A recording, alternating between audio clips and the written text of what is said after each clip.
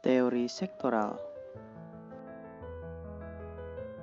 Teori ini dicetuskan oleh Homer Hoyt dan dimuat dalam bukunya yang berjudul The Structure and Growth of Residential Neighborhoods in American Cities, 1939. Latar belakang munculnya teori sektoral.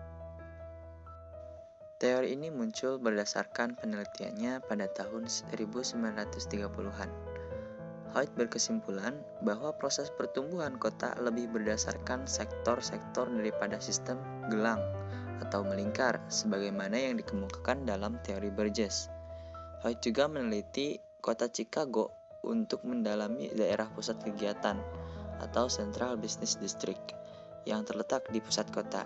Ia berpendapat bahwa pengelompokan penggunaan lahan kota menjulur seperti irisan kue tar. Struktur kota menurut sektoral terbagi ke dalam beberapa zona. Zona yang pertama yaitu daerah pusat kegiatan atau Central Business District, meliputi perkantoran pusat perbelanjaan dan lain-lain. Kemudian zona yang kedua yaitu adalah daerah grosir dan manufaktur. Kemudian zona yang ketiga yaitu permukiman kelas rendah, berada di dekat pusat kota dan terdapat kawasan Murbawisma atau tempat tinggal kaum buruh.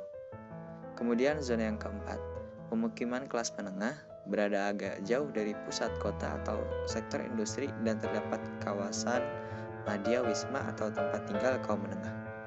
Kemudian yang terakhir yaitu zona kelima, merupakan pemukiman kelas atas, terdapat kawasan Adi Wisma atau tempat tinggal kaum atas.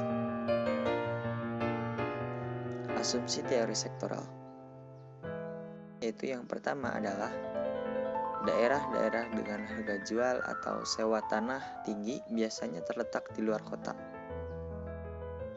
Yang kedua, daerah-daerah harga jual atau sewa tanah rendah merupakan jalur-jalur yang memanjang dari pusat ke perbatasan kota. Yang ketiga, zona pusat sebagai daerah pusat kegiatan. Kelemahan teori sektoral. Yang pertama, distribusi umur bangunan cenderung menunjukkan pola konsentris, melingkar karena perkembangan atau pemekaran dimulai dari pusatnya. Kemudian seiring pertambahan penduduk kota, meluas ke daerah pinggiran atau menjauhi pusat. Yang kedua, sangat bergantung pada jalur transportasi yang menjari. Yang ketiga, hanya dapat digunakan pada kota atau wilayah tertentu. Yang keempat, lebih mengarah pada pembangunan perumahan, bukan unsur wilayahnya. Yang kelima, kajiannya hanya sebatas pembangunan dan penetapan bangunan-bangunan yang tepat.